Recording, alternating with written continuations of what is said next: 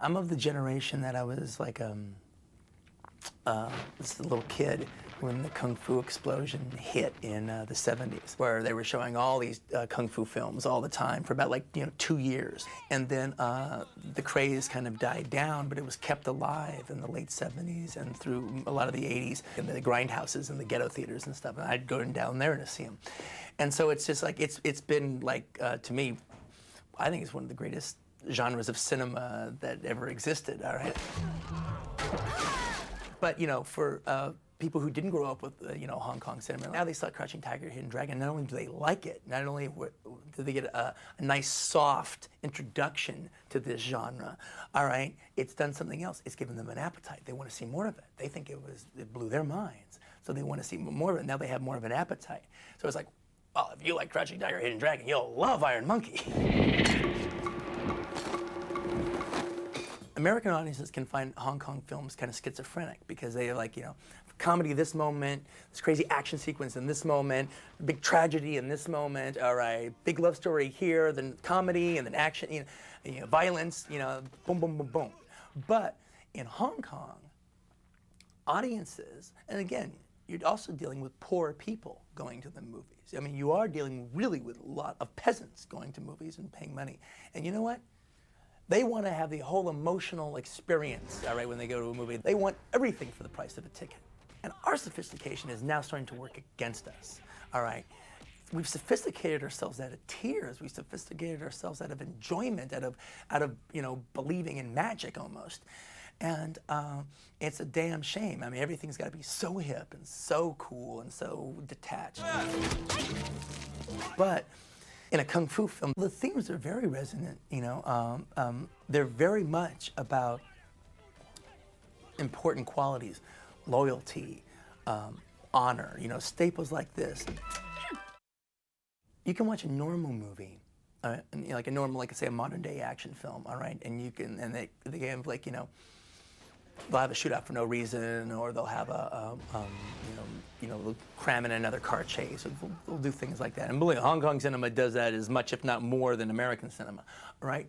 But in a Kung Fu film, the Kung Fu is the reason it's there. Just the same way that, sword fights and swashbucklers, no, they do propel the story along because that is why you're there. All right, when I go to see an Errol Flynn movie or a Cornell Wilde, swashbuckler and everything, I want to, I'm going there to see a series of sword fights. Each one a little bigger and grander than the last one, leading up to the final fight between the hero and the villain. All right, that should blow you away. And that is definitely the level of work going on in Iron Monkey. I think the first movie that I saw of Yua Peng's was the film that he did with Jackie Chan that made him like the biggest star in Asia, was Snake Fist and Eagle Shadow. And then he followed up with Drunken Master, all right? And starring Jackie Chan and Wu Peng's father, Simon Yun, all right, who became just as big a star as Jackie after those movies. Became the role, the old master. And then it was like around, I guess it was around like 93, 94, I started really realizing that the guy who directed these movies and the guy who was the martial arts choreographer on these movies, I could start noticing his Kung Fu style. I noticed his choreography. I could tell it from Sammo Hung's, I could tell it from this guy's or that guy's. And then I was like, this guy is like the most imaginative Kung Fu choreographer of all times. And I could do like a book, like what Andrew Sarris did in American cinema. I could do a book on Kung Fu film directors, all right? I mean, from the old school to now, all right? I know their names, I know their work and everything like that. And Yua Peng is my favorite. I think he's the best.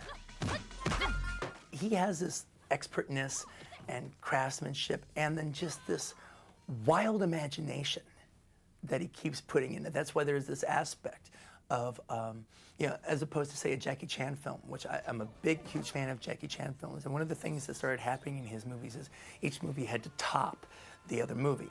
All right, so the end sequences or something got bigger and more elaborate, and he was taking more risks and like bigger stunts and bigger stunts and bigger stunts. Well, Yua Peng kind of has the same thing, but in a completely different way. His things is more about the fighting and the choreography rather than the big stunts. All right, and the execution of the moves rather than like the way the guy falls. And then Donnie Yen is just terrific. I've seen a zillion of his movies, and it's really neat because he's a protege of Yua Ping's, and he's done a bunch of films with him, Drunken Tai Chi. And he also did Hero of Heroes, which is really neat because in Hero of Heroes, he plays the younger version of the character Sam Seed that Yua Ping's father, Simon Yoon, made famous. The old drunken, bum-looking, irascible master. Iron Monkey in the film is a legendary hero. Like he is Zorro. He is Robin Hood. He's actually he's the Chinese Zorro. He even looks like Zorro, except it's like you see his eyes. It's like his costume is almost the exact reverse. And Zorro was about all the padrones squeezing the peasants, all right, and then Zorro coming back and fighting for them who can't fight for themselves, and returning the land to them, returning their money to them. Same thing with Robin Hood, fighting the evil sheriff of Nottingham, all right, who was using his advantages to oppress the people. Iron Monkey rises up in just the same way. There's a very interesting aspect about the movie is American audiences will watch the movie, and to them, the leads of the movie will be Iron Monkey, all right, and the character that Donnie Yen plays. If you boil the movie down, the hero of the movie is Wong Fei-ho, the little boy. He's the true hero of the film. He's a real fellow. He's considered like the most legendary hero of China as far as their folklore is concerned and their history. Even though he died in the 20s, he came into our century. He's like this legendary character, and so it was like a real revisionist aspect of the movie of let's see the early adventures of Wong Fei-ho. Let's see his father. See who his first teacher was. Let's see his adventures as a young man. All right. Now, American audiences won't get most of that, and they don't have to. They truly don't have to. But it is funny because it is a different viewing experience. If you've grown up with who Wong Fei-ho is and just watch it, it would be actually the equivalent would be like seeing this really great Western and realizing that and then finding at the end that the little boy in the Western is White Earp. All right, that would be the equivalent of what Wong Fei-ho is in this film.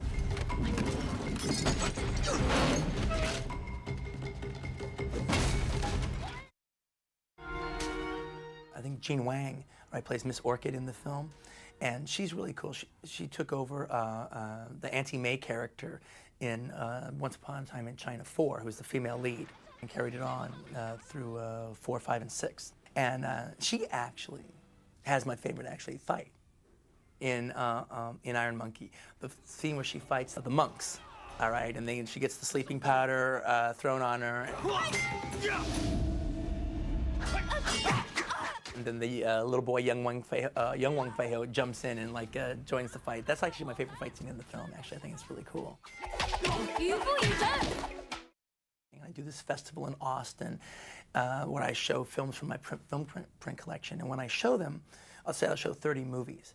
All right, it gets all written about on the internet, and all of a sudden, maybe 6 of those movies, no one's ever heard of before, and they get really good response. Maybe this old blaxploitation movie over here, and this kung fu film over here, and this Italian horror film over there, and all of a sudden, bang! Now 500,000 people are reading the internet, and now they're looking for those movies and want to see them, and all of a sudden now they start getting a little, and I'm not talking about the whole world. I'm not talking about even the regular mainstream, suburban America, but for the big film fans, all of a sudden now, these movies are officially on the map. So now to see it kind of come back after, these last few years, after loving it forever, all right, it's just so cool.